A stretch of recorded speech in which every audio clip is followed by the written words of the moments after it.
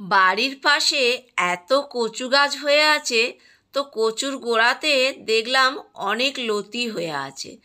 তো লতি দেখে আর লোভ সামলাতে পারলাম না। লতি তুলে ভালো করে গোটা লতি ধুয়ে নিয়ে ছাড়িয়ে ছোট্ট ছোট্ট করে লতিগুলো আমি কেটে নিলাম। তো একটা পাত্রে নিয়ে স্বাদ মতন নুন নিয়ে নেব, আর নিয়ে নেব পাতিলেবুর রস। তো বন্ধুরা, পুরো ভিডিওটা দেখার অনুরোধ রইল। আর নুন লেবুর রস দিয়ে লতিটা মেখে 10 মিনিট রেস্টে রেখে দেবো। এদিকে আমি নারকোল কুড়িয়ে নিয়েছি। নারকোলে একদম মিষ্টি নেই, তো সেই জন্য চায়ের ছোট্ট চামচের হাফ চামচ চিনি দিয়ে নারকোলটা মেখে 5 মিনিটের জন্য রেস্টে রেখে দেবো। এখানে কড়াই আমি বেশ কিছুটা জল নিয়ে নিয়েছি একটা ঝাঁঝরিওয়ালা থালা। কড়ার ওপরে থালাটা বসিয়ে দিয়েছি। আর এখানে অ্যাড করব যে লতিটা আমি মেখে রেখেছিলাম নুন লেবু দিয়ে, এখানে থালার মধ্যে অ্যাড করলাম। লতির ওপরে বেশ কিছুটা দিয়ে দিলাম গোলমরিচের গুঁড়ো, তাহলে লতির ফ্লেভারটা বেশ সুন্দর আসবে।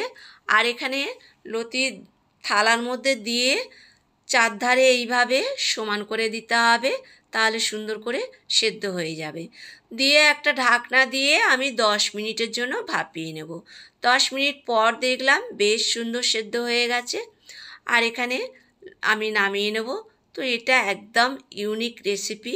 আমার মনে হয় না এই রেসিপিটা কেউ কখনো আজ অবধি দেখিয়েছে। তো মনে হচ্ছে আমি এই প্রথম দেখালাম। তো যাই হোক বন্ধুরা, এই রেসিপিটা যদি দেখে ভালো লাগে লাইক কমেন্ট শেয়ার করার অনুরোধ রইল। আর এখানে নুন লঙ্কা ভালো করে মেখে পেঁয়াজ কোচানোর সঙ্গে একটু মেখে নিতে হবে। নিয়ে বেশ কিছুটা সর্ষের তেল দিয়ে দেবো, দিয়ে লঙ্কা নুনের সঙ্গে মেখে এখানে নারকোল কোড়ানোটাও দিয়ে দেবো, দিয়ে আর এই লতি হালকা হাতে মেখে নিতে হবে। তো অনেকেই ভাবছো যে এখানে এরমভাবে লতি খেলে জিভ চুলকাবে, গলা চুলকাবে, গাল চুলকাবে।